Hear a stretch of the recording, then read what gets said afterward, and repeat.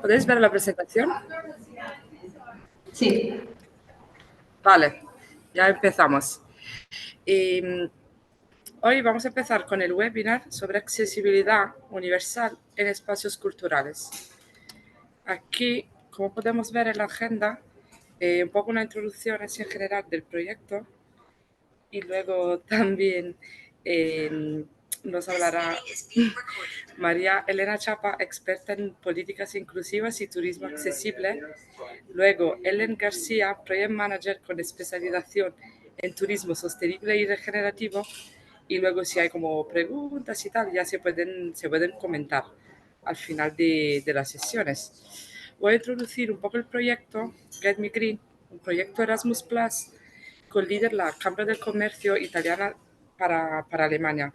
El proyecto empezó en noviembre de 2021 y se acaba de aquí a un mes. Pero, por cierto, los resultados todavía estarán disponibles en la web y se pueden consultar.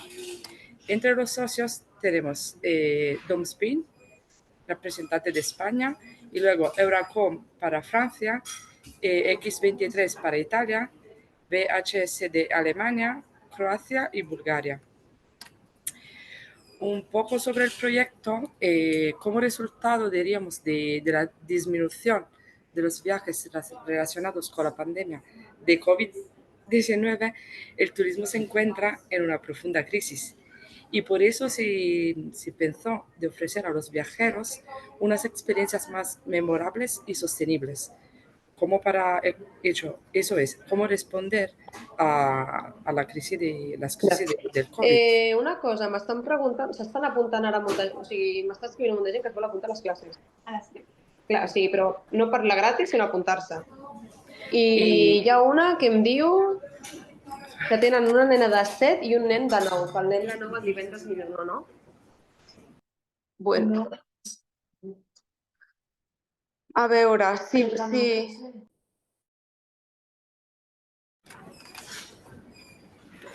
¿Podéis ver la pantalla, sí?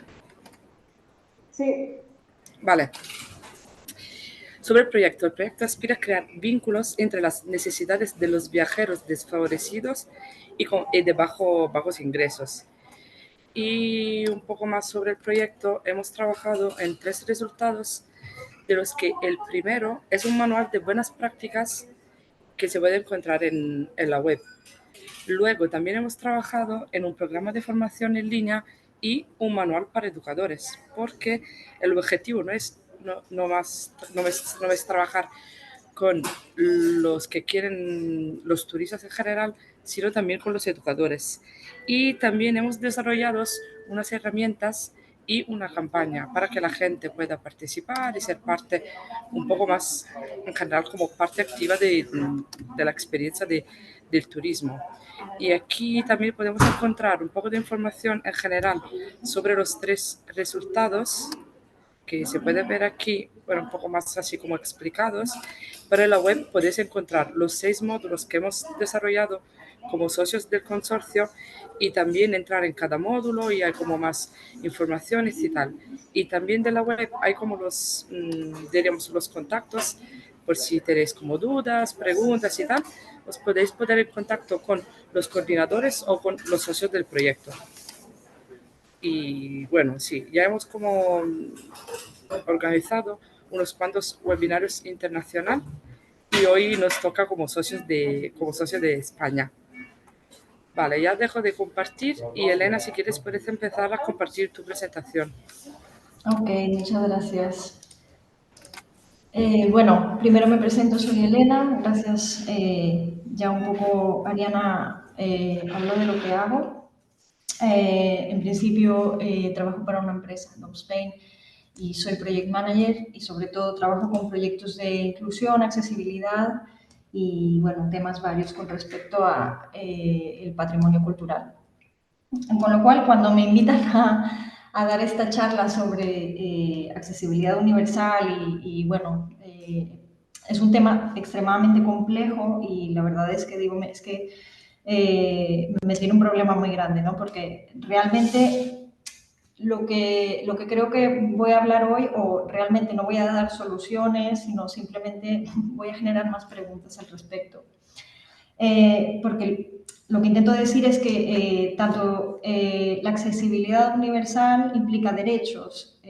Durante mi presentación también voy a hablar del derecho a la ciudad, con lo cual muchas veces la accesibilidad y los derechos están en contraposición. Me explico. Los temas que están en contraposición aquí, o de lo que voy a hablar, es del individualismo versus el colectivismo. La estética o el diseño urbano de una ciudad en contraposición con la funcionalidad de la misma. El preservar patrimonios culturales o el patrimonio cultural y en contraposición con transformar la ciudad conforme va creciendo. El derecho a la vivienda, por un lado, y por el otro, el derecho a la propiedad y a la propiedad privada, quiero decir. Entonces, lo dicho, accesibilidad universal es el tema que voy a abordar en espacios culturales. Entonces, lo primero, voy a empezar con el derecho a la ciudad, que en principio es la idea de que todo ciudadano tiene el derecho a ejercer el pleno goce y ejercicio, me refiero, pleno goce y ejercicio de sus derechos en condiciones de igualdad. Entonces, cuando hablamos de derecho a la ciudad, hablamos de pues, la idea de que todo el mundo tiene los mismos derechos o necesita participar, ocupar, producir, transformar, gobernar y disfrutar de los pueblos o asentamientos urbanos en los que habitamos, sin importar edad, sexo, género, etnia, religión, capacidad física, entre otros, ¿no? Entonces, cuando hablamos de el derecho a la ciudad, hablamos de garantizar la participación equitativa de todos los ciudadanos en un mismo espacio. Esta idea, y perdón que tengo aquí mis notas por no olvidar nada, porque lo dicho, es un tema muy complejo. La idea del derecho a la ciudad, o este término lo acuña Henri Lefebvre, que era un filósofo francés en 1968, y enfatiza la necesidad de la inclusión, la accesibilidad y la democracia en los espacios urbanos, ¿no? Enfatiza también la función social de los espacios urbanos, es decir, un espacio gobernado por la gente que lo habita, por los ciudadanos en general, lo dicho, sin distinción de capacidades o de condiciones, en contraposición o de cara a defender los derechos de la gente, y vuelvo a repetir, habitar, que no es lo mismo que vivir, es decir, en contraposición con el mercado o con el capitalismo, ¿no? Es decir, que las ciudades están hechas para la gente que habita en ellas, en lugar de que la ciudad sea manejada y gobernada por empresas o gobiernos, por así decirlo. Entonces, el derecho a la ciudad, curiosamente, el único país que tiene el derecho a la ciudad incorporado en su legislación es Brasil, pero es parte del derecho, por así decirlo, internacional. Es decir, es reconocido por la nueva Agenda Urbana adoptada en 2016 por la Conferencia de las Naciones Unidas sobre la Vivienda y el Desarrollo Sostenible. Entonces, es decir, es un concepto relativamente, es decir, aunque se acuñó en 1968, es una idea, un concepto que se pone en práctica relativamente o recientemente. Entonces, hablamos de contradicciones, ¿no? Y siempre digo lo mismo, porque para que tú tengas un derecho alguien lo tiene que pagar, ¿no? Entonces es esto, por eso digo que tengo más preguntas que respuestas. Ok, ahora quiero hablar de la accesibilidad universal, ¿no? Porque, por un lado, el derecho a la ciudad es garantizar participación equitativa, pero por otro lado, la accesibilidad universal es eliminar barreras. Es decir, es la condición que deben cumplir los entornos, los procesos, los bienes y servicios también incluidos, y hablaré de una política pública reciente. Aquí sí, cuando hablo de accesibilidad universal, esto sí está vinculado a la ley, sobre todo aquí en el contexto de España. Entonces, ¿por qué ¿Por qué derecho a la ciudad? Porque, es decir, por un lado tenemos el derecho a la ciudad y por el otro lado tenemos accesibilidad universal, lo dicho, eliminar barreras. ¿Por qué es importante hablar de esto hoy en día? Es decir, obviamente, es que, o sea, son un montón de cosas que decir, me encantaría decirlas, pero por poner un ejemplo, ¿no? Y por hacer esto un poco más tangible, por así decirlo, ¿no? El concepto sexismo biológico, por así decirlo. El sexismo biológico es la tendencia que tienen las ciudades por plantar árboles machos, es decir, árboles que no producen frutos en las ciudades. Con lo cual, son árboles que generan es decir, generan polen, y eso implica que la gente que tiene alergias pues, se enferma más porque realmente no hay un balance biológico, por así decirlo, en la naturaleza de los espacios. Pero en contraposición, es decir, claro, los árboles machos son mucho más fáciles de mantener y precisamente pues, si tienes árboles en espacios abiertos donde transita mucha gente, pues claro, te interesa que ese árbol no produzca un fruto, que lo tire, que lo deseche y que se convierta en, yo qué sé, imagínate un árbol al lado de una superficie de mármol o de granito, por así decirlo. Pues claro, fácil de resbalarse, ¿no? Entonces es un balance constante, ¿no? También otro ejemplo burdo que tiene que ver con el espacio, perdón, con la preservación del patrimonio cultural y es el ejemplo de la ciudad de Sevilla, que la ciudad de Sevilla es patrimonio cultural inmaterial de la humanidad, tiene su sello certificado, como se le diga, por la UNESCO. Entonces, resulta que pues, la ciudad de Sevilla tiene la Giralda, que es el campanario de la catedral, que por términos de estética o por términos de conservar el patrimonio cultural no puede haber ningún edificio más alto que la Giralda. Pero eso hasta cierto punto capa la habilidad de la ciudad de transformarse y de crecer, etc. Entonces, ¿por qué estoy diciendo esto? ¿No? Y bueno, puedo encontrar 50.000 ejemplos, ¿no? O sea, yo soy mexicana, entonces el ejemplo de mi ciudad, Monterrey, o sea, se construye un puente que conecta dos lados de la ciudad, porque la ciudad está dividida por un río similar a la ciudad de Valencia. Entonces, se construye un puente que conecta los dos lados de la ciudad, divididos por el río, pero resulta que es una proeza así como millonaria. ¿Y qué es lo que sucede? Que pues, la ciudad se construye para la persona que tiene coche, no para la persona que se transporta en servicios públicos, ¿no? A lo mejor de cara al futuro, de ser más sostenibles o de ser más equitativos o de justicia social, hubiera sido más interesante invertir un poco más de dinero y tiempo en un servicio en un servicio de transporte público mejor, es decir, de un metro o algo similar, ¿no? Entonces, esto es un balance totalmente, o sea, es contradictorio muchas veces, ¿no? Es decir, de preservar la cultura o cómo preservar la cultura sin evitar o sin, por así decirlo, quiero encontrar la palabra pero no me sale, pero sin frenar como el desarrollo de la ciudad, ¿no? Sin frenarlo o sin ayudarla a transformarse, ¿no? Porque también pues eso es importante, ¿no? Y bueno, finalmente, o sea, ya por quitar ejemplos de esto y proseguir, la importancia de hacer los espacios accesibles, es decir, y voy a lo que sigo. ¿Por qué las ciudades deben de ser accesibles e inclusivas? O sea, es decir, ¿por qué hacer transporte público en lugar de carreteras? Pues obviamente eso sí, pero ¿por qué es necesario, pues a lo mejor poner un ascensor en todos y cada uno de los restaurantes de la ciudad?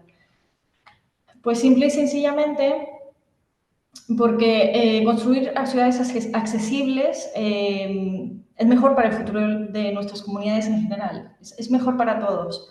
Es decir, mejora el crecimiento económico y desarrollo sostenible de una ciudad. Es decir, más personas, o sea, si tú construyes una ciudad con buena vialidad, con buen servicio público, es decir, una ciudad que no tenga tantos coches, con lo cual la gente no se enferma tanto, no tiene tantas alergias, no pide tantas bajas, eso todo es mejor. O sea, si tú incorporas a la gente con alguna discapacidad a tu mercado laboral a la parte productiva de la población, pues eso es más generación de riqueza para todos. Lo dicho, la calidad de vida de las personas mejora, es decir, oye, pues si yo me puedo transportar en metro o en tren antes que en coche y no gasto en coche, pues es mejor para mi bolsillo, mejor mi calidad de vida en general, ¿no? Justicia social, bueno, podemos hablar de un montón de cosas así. Pero bueno, también porque es importantísimo, porque, y por poner un dato, en el 2012 el 46% de las personas de 60 años o más tenía discapacidad, es decir, todo el mundo en algún momento vamos a tener una discapacidad. Entre el 2015 y 2030 se prevé que el número de personas de 60 años o más aumente en un... se me quitó, no recuerdo bien el número, pero creo que era un 40 o 50%. Es decir, la tendencia de población la tendencia de población tiende a envejecer, es decir, seremos una población envejecida, es decir, seremos una población con más discapacidad o con más necesidad de espacios accesibles, por decirlo de manera burda y fácil. Envejecimiento y discapacidad van de la mano. Entonces, aquí voy a mencionar el nuevo Código de Accesibilidad de Cataluña, que es un decreto del 2023, y lo que dice es, bueno, es una actualización, es decir, partiendo de la base de un decreto, una ley del 1995. Entonces, es decir, ya hay aquí en Europa, a comparación de, bueno, te digo yo porque mi referente es Latinoamérica, obviamente, pero aquí en Europa sí que hay una legislatura que dicta unos parámetros, unas reglas para que los espacios sean accesibles y sobre todo accesibles en términos de movilidad, es decir, que una silla de ruedas se pueda desplazar de un sitio a otro sin problemas, ¿no? Pero, claro, no había habido y voy para atrás, no había habido una actualización hasta ahora. Con lo cual, se amplía esta ley y lo que viene a reforzar la regulación es mejorar todo edificio de nuevo diseño, o sea, un edificio nuevo, se mejoran las condiciones de accesibilidad. Es decir, tiene que haber ciertos parámetros específicos. O sea, si tú construyes un edificio de cero, pues ya sabes que, o sea, las puertas tienen que ser de una medida, entre otras cosas, ¿no? Por poner un ejemplo. Ahora, ¿qué pasa? ¿Qué pasa con lo que ya existe, ¿no? O sea, esta es la paradoja que nos encontramos constantemente cuando intentamos hacer más accesible un espacio, un edificio, una casa, un lo que sea, que es patrimonio inmaterial de la humanidad o es patrimonio cultural de una ciudad. Pues claro, es decir, imagínate, y por poner un ejemplo, en Croacia hay una iglesia y un atractivo turístico es subir el campanario de la iglesia. Entonces, claro, que es como de, bueno, pues es que no se puede subir más que por unas escaleras. De cómo incorporas un ascensor sin que se toque la estructura milenaria que es el campanario, ¿no? Por así decirlo. Entonces, cuando decimos transformar el entorno existente es, o sea, tienes entre 1 y 3 años para corregir situaciones y sobre todo para espacios patrimonio cultural, pues dentro de unos parámetros, ¿no? O sea, porque pues, no se puede hacer todo. Ahora sí, lo dicho, ¿no? Antes estaba todo pensado para la accesibilidad de movimiento, pues ahora ya incorporamos aspectos como accesibilidad comunicativa y cognitiva. Por ejemplo, en los museos, ese es el ejemplo más tangible que puedo dar. En los museos, pues, o sea, no solo que estén hechos para las sillas de ruedas, sino que también están hechos para la gente que tiene alguna discapacidad auditiva o alguna discapacidad visual, etcétera. Es decir, por ejemplo, si tienes una obra de arte, pues que la obra de arte, o sea, tienes un cuadro, imagínate. Entonces, el cuadro, pues tienes una réplica con relieve, o sea, es decir, que una persona ciega pueda tocar. Tienes una descripción de audio, por si va una persona ciega, tienes, claro, un vídeo con lengua de signos, perdón, para que una persona sorda, es decir, todas esas cosas se le incorporan a esta accesibilidad, ¿no? Accesibilidad comunicativa. Oye, muchas veces los museos tienen textos larguísimos, súper complicados, que realmente no son accesibles, o sea, ya no para mí, para ti, o sea, para una persona que no fue a la universidad o una persona, es decir, para mí inclusive, que es como de, es que no voy a leer este texto, o sea, ponmelo más sencillo, ¿no? Pues entonces ya hablamos de que si para mí es difícil leer un texto en un museo, pues la persona mayor, el niño, el adolescente, la persona con discapacidad cognitiva, pues entonces, claro, es decir, todo esto, todas estas mejoras son mejor para todos en general. Distintivo de calidad y accesibilidad. Bueno, ahora, como esta ley incluye espacios, pero también productos y servicios, pues todo entidad, empresa, lo que sea, que va un paso más allá de lo que ya establece el código por obligación, si tú vas un paso más allá, pues la legislatura o la ley contempla pues un distintivo de calidad. Y ya, no tengo nada más que decir, doy paso a mi compañera Ellen, agradezco pues, mucho la atención y espero que, bueno, que haya gustado. Una disculpa que, bueno, me salí un poco de tiempo. Muchas gracias, Elena. Súper interesante. Y ahora sí, ya podemos pasar con Ellen. Hola. Si me ¿Quieres dejas compartir? compartir yo mi pantalla, sí, por favor.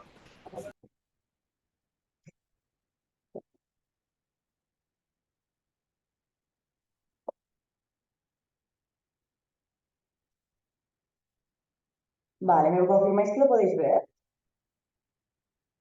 Sí. Vale, genial. Perfecto, pues bueno, primero me presento, yo soy Ellen, actualmente estoy en proyectos más ligados a turismo regenerativo que no tanto sostenible, porque no es lo mismo, por lo que he podido conocer diferentes empresas, organizaciones, ¿no? que hacen tanto experiencias como servicios, ofrecen, perdona, sobre turismo regenerativo y pues que tienen también en cuenta lo sostenible. Una de las prácticas que encontramos, que es una buena práctica, es Verdablora Biofarm. Este me gusta explicarlo especialmente porque yo misma he sido testigo, no simplemente he leído lo que hacen, sino he podido participar en ello y bueno, os puedo explicar un poco más en detalle. Primero de todo, quiero situaros en dónde pasa esto. Esto es en Fuerteventura. Los que no hayáis estado, os explicaré un poquito qué es Fuerteventura. Fuerteventura se lo conoce como un poco que es el todo y la nada, porque en Fuerteventura hay diferentes paisajes. Vais a encontrar paisajes maravillosos, que tanto habrá sitios donde esté repleto de turistas como encontraréis zonas en las que no habrá nadie. Y todas son por igual preciosas, pienso. Se considera como una isla que está llena de personalidad y de identidad. Las personas, cuando vayáis allí, veréis que la gente es muy amable, siempre dan muchas indicaciones, te explican dónde son los mejores sitios para comer. Les gusta hacerte formar parte, ¿no? de la zona. Eh, y sí, son un ejemplo de cómo hacer las cosas bien, definiendo propuestas que protegen el entorno natural. Primero de todo, porque cuando buscamos experiencias sostenibles, regenerativas, siempre, bueno, no siempre, pero mayoritariamente se suelen encontrar en la zona de Fuerteventura, porque son personas que quieren cuidar mucho de la zona. Y además porque se ven en las regulaciones, una de las últimas, y creo que es como un dato curioso es, muchos conoceréis las playas que tienen las piedrecitas que parecen palomitas, o las playas que son de arena negra. Muchas veces el problema principal con los turistas que no entienden mucho de la importancia del ecosistema es que cogen estas piedras o la arena y se la llevan a casa. Ahora mismo hay regulaciones para que cuando pases el control del aeropuerto también se revise que nadie se lleve nada a casa, porque, bueno, cada año cuando hacen estas revisiones y recolectan todo la arena, piedras, se ve que son kilos y kilos y kilos de material que gente se ha llevado. Así que, bueno, ahora que estamos un poco situados en donde se encuentra la práctica, hablaremos de qué es Aurora Biofarm. Para ellos es muy importante que el turista cuando venga sienta la naturaleza, que conecte consigo mismo, pero también con el entorno, que sea un sitio libre de contaminación y puro. Como he dicho, ubicado en Fuerteventura y se caracteriza por la producción de aloe vera y olivos. ¿Cuáles son como sus bases, ¿no? Por lo que ellos proporcionan estas experiencias, estos servicios? Primero, porque creen en la producción y el turismo sostenible, producción de kilómetro cero, tradiciones y cultura local, como hemos dicho, es muy importante, ¿no?, que la comunidad esté involucrada, y el amor por la naturaleza de las personas. ¿Cómo surge el proyecto? El proyecto fue fundado hace 60 años para cultivar tomates, pero se dieron cuenta que los tomates no estaban dando el fruto que ellos querían. Entonces, después de diferentes desafíos, esta historia, si la queréis leer, está en su página web, se llama Pasado, Presente y Futuro, ahí ya está toda la información. Y bueno, pues pasaron a ser una finca de olivos y aloe vera. Ahora mismo también sé que tienen animales, tienen un burro, tienen algunas cabras, tienen diferentes cositas.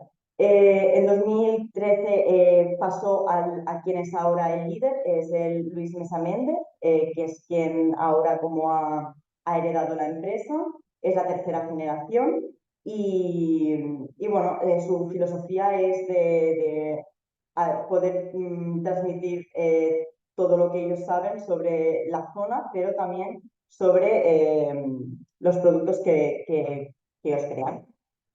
Y bueno, pasamos al siguiente, ¿qué son las experiencias que se pueden encontrar, ¿no? Por lo que se les hace interesante. Primero de todo, este es gratuito, lo que creo que es interesante para el proyecto Guide Me Green. Es un paseo por la finca donde te explicarán tanto cosas de la zona como cómo hacen los productos, bueno, general, ¿no? Bueno, es general, pero cuando vas te das cuenta de que realmente se toman el tiempo a explicártelo con muchas ganas. Luego hay talleres de cata de aloe vera y aceite de oliva que ellos mismos producen. Puedes aprender sobre los beneficios que tiene aloe vera para la salud, tanto interna y externa. Luego hablaremos de ello porque tienen diferentes productos. Luego, gastronomía de los productos locales. No sé si conocéis el mojo picón, por ejemplo, es una de las salsas que tienen de la zona. También te dejan probarlo de forma totalmente gratuita, esto también. Luego hay la reserva Starlight acompañado con guías locales y astrónomos con diferentes equipos de observación de estrellas. Esto está más dirigido a las personas que van a pasarse la noche o durante un tiempo. También hablaremos de esto en breves momentos. Y luego plantar tu aloe, que puedes plantar aloe y además decorarla y demás. ¿Por qué se caracteriza esta experiencia? La finca principalmente tiene 30 hectáreas que están dedicadas al cultivo ecológico de aloe vera y olivo, también frutas y verduras, que están todas bajo la certificación del CRAE. Y además forma un proyecto diferente a la isla, ¿no? Que se combina la agricultura ecológica, los alojamientos rurales, que tienen 5, y actividades ecoturísticas. ¿Dónde está localizado específicamente? Pues si veis el mapa, está en Tincostei o Tonicosquei. Es un topónimo de Fuerteventura que pertenece al municipio de Antigua. Es una zona habitada en tierras de cultivo, creo que es bastante self-explanatory, en el extremo sureste de Mapa Grande, y este es el pueblo de Ruinet. La empresa como tal ahora mismo es un sector que está dirigido hacia el ocio, viajes y turismo. El tamaño de la empresa no está 100% especificada, pero más o menos son entre 100 y 50 empleados. La sede está en Fuerteventura, Las Palmas, y está fundado como empresa en 2015, aunque empezaron en 2013. Porque es una experiencia única para todos. Está comprometida con el turismo sostenible, como hemos dicho, pero realmente la diferencia es el compromiso que tienen con la zona, ¿no? Creo que es muy importante cuando la persona que está enseñando al visitante que realmente que es importante cuidar la zona en la que están. No sé si me estoy explicando. Es importante que nosotros creamos que nuestra zona es tan bonita que debe ser protegida. Entonces ellos lo hacen de forma muy, muy genuina. al final no son solo anfitriones, sino que también te cuentan realmente cómo es y la rica historia de la isla. Al final lo que hace que esta experiencia no solo sean como unas vacaciones, sino que realmente marquen la diferencia y te dejen con ese recuerdo. Si no, ahora mismo no estaría aquí explicándoslo, porque no tendría este recuerdo de esa experiencia que me marcó tanto como para poderlo explicar más adelante. Y no significa que esto tenga que ser solo para los turistas de fuera. Una persona que sea de la zona puede experimentar esto y sentirse conectado igualmente con la zona en la que están. Los turistas dejan de ser meros espectadores y forman parte de la experiencia. Sienten una conexión más profunda con la persona y con la zona, lo que hará que a la larga quieran protegerlo más. ¿Qué tienen así como general? Tienen alimentación, que son aceites y olivos sobre todo. Luego tienen diferentes productos de bienestar, que sean cremas corporales, bálsamos labiales, venden aloe vera puro, a la vez que te explican un poco para qué sirve, cómo puedes utilizarlo para tu beneficio. Y todos los productos, como hemos dicho, son de kilómetro cero, no están testados animales, por lo cual son veganos y cumplen con todas las regulaciones de la isla. Y luego hablar un poco de dónde la gente se puede alojar. Sí que es verdad que piden un mínimo de 7 días, lo que yo creo que es bastante lógico, ¿no? Si quieres llegar a conocer la zona bien. Hay 5 casas, cada una tiene un precio bastante diferente. No os puedo decir exactamente cuál es el precio porque puede variar mucho de época del año. Y también puede variar del número de personas a las que asisten. Pero bueno, en general es una zona muy bonita que yo creo que cualquier persona que visite ya recordará, pero si puede tener la oportunidad de visitar este sitio en concreto, dejará un buen recuerdo. No sé si tenéis alguna pregunta, para mí esto es todo. Muchas gracias, Ellen. ¿Hay preguntas o algo que se quiere comentar? Se puede escribir aquí en el chat y lo podemos compartir tanto con Elena como con Ellen. Y si no, como comentaba antes, también podéis enviar un correo, llamar o lo que sea.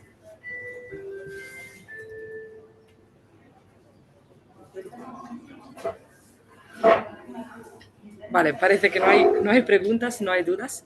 Eso quiere decir que lo habéis explicado muy bien y de verdad súper interesante las dos, presentaciones.